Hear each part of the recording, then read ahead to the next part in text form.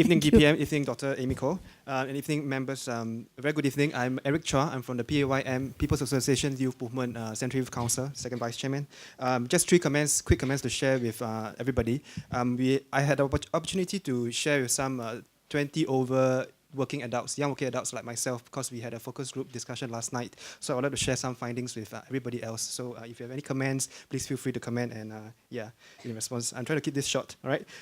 First thing was, of the 2-hour focus group discussion yesterday, we spent a good half an hour, for working adults of that particular age, people like me, about 25 to 35, this band, we spent half the time talking about housing.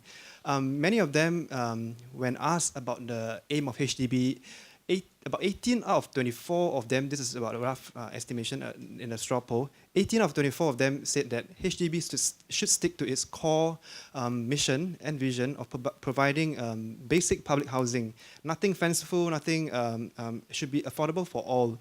And when I asked the question of should HDB provide take a stratified approach in providing, some basic housing for the masses and maybe some better housing for the rest of the Singaporeans who wants to achieve a little bit more than basic.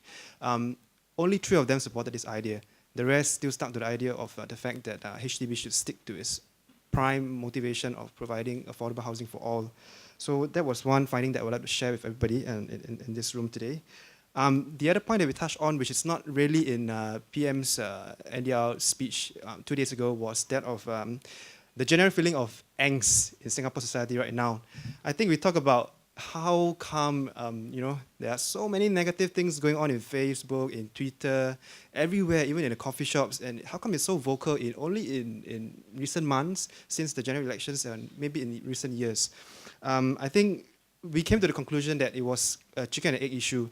I think most Singaporeans are aware, are cognizant of the fact that we have to stand up. This is our Singapore, and we want to do our bit as normal citizens, as active citizens. We want to do our bit for the country, but we do not know how, because for the past few decades, we have been very good followers of the government, and the government has really done a great job in the past few decades. So in a way, the people do not know how to initiate and how to take the lead when we have to take the lead in some discussions or issues of concern.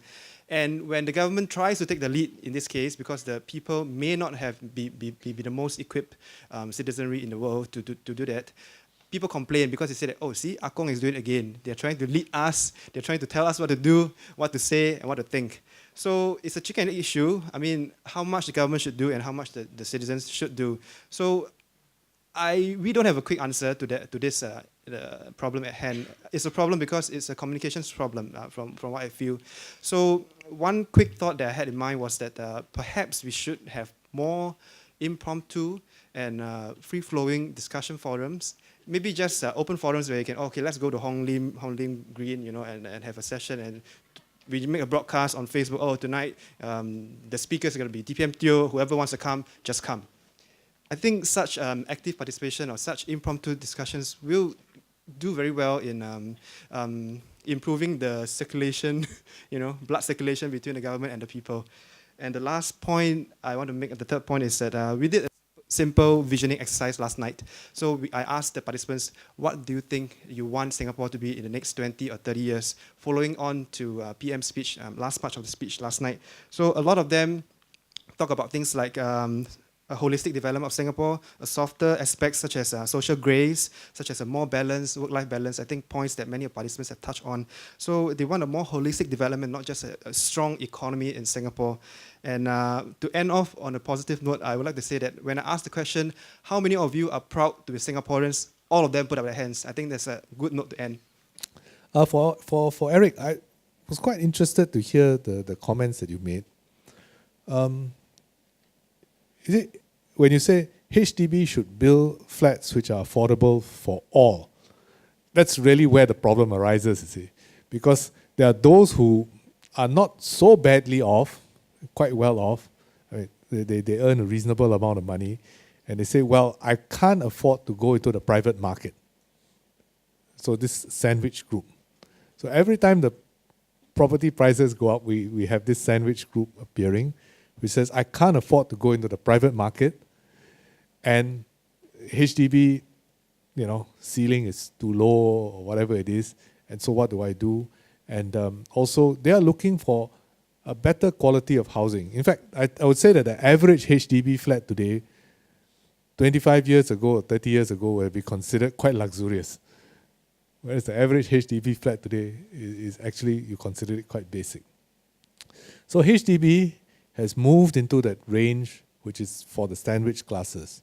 And that's the executive condominiums, to try and make sure that we're able to bridge that group who, are in their late 20s, early 30s, professionals who are starting out with family and may not be able to afford a private housing, but also do want to start off in life with something a little better. So we cater to this group as well. And if we don't cater to them, I'm sure there will be a clamor for somebody to provide this group some form of housing too. The other interesting comment was from Eric, was this: people do not know how to take the lead, and and how to engage. Actually, I'm more optimistic than that, because I see many young people in youth groups who are very actively engaged in helping the community, not just in discussions, but actually doing things and getting things done. In social work, I mean, if you look at CDAC, for example, I was just talking to our friends from CDAC, we gave out awards, and many young people are helping to tutor, to mentor others, and so on. I have many young volunteers in my Meet the People session. Last night I was in Punggol South in Hougang. Many young volunteers also helping out. They want to be engaged. They want to know what's happening in the community. They want to be a part of it. They want to be part of the solution. So I think there are many, many things that young people can do, and many things that young people are already doing on their own.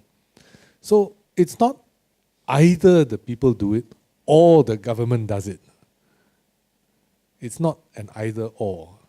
I think it's a partnership. We can do it together. Or if you feel that you want to continue and do it on your own or start something up, I think there's enough space for you to do so. And I think many people have indeed done so.